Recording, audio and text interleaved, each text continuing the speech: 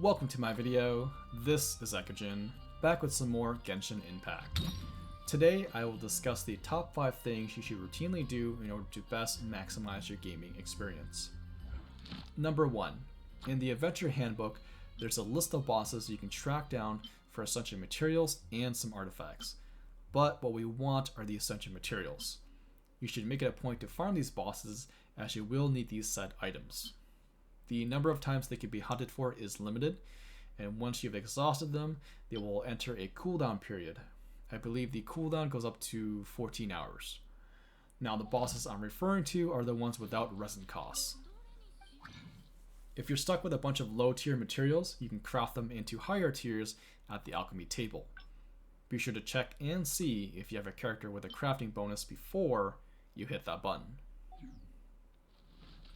Number 2 will be an obvious but important tip. Always do your daily commissions. Each day you get 4 randomized commissions, and they're really quick and easy to do. There's no reason why you shouldn't be doing these. You get all these bonus rewards for completing 4 out of 4 for spending, 15 minutes of your time? Not even. It depends on how fast you go through these. They're simple, they're easy, you should do them, you will do them.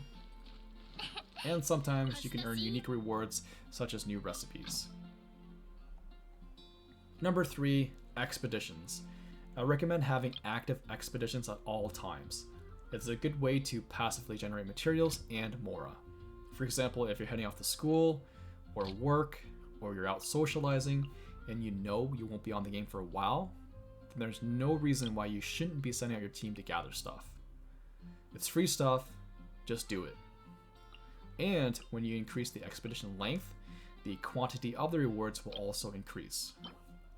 As for the missions you should be doing, I suggest going for the crystal chunks, as these are not abundant in the world.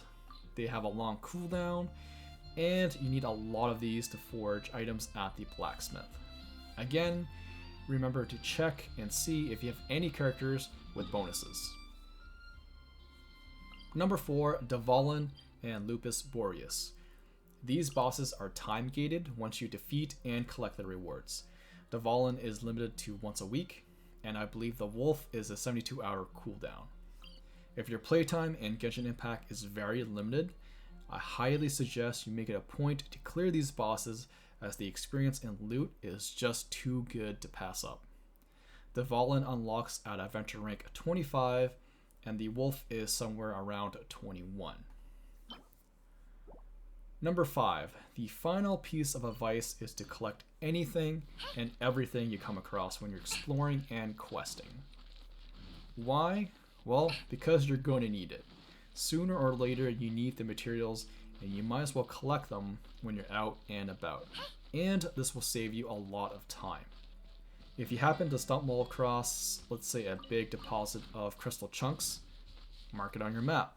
There are so many good and hidden locations in the world, it's impossible to remember them all unless you have a photographic memory.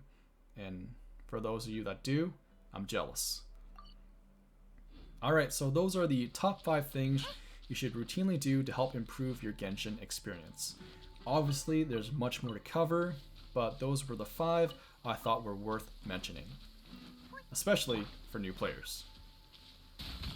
As always, my social links will be in the video description. Be sure to like and subscribe. Thanks for watching. Peace out.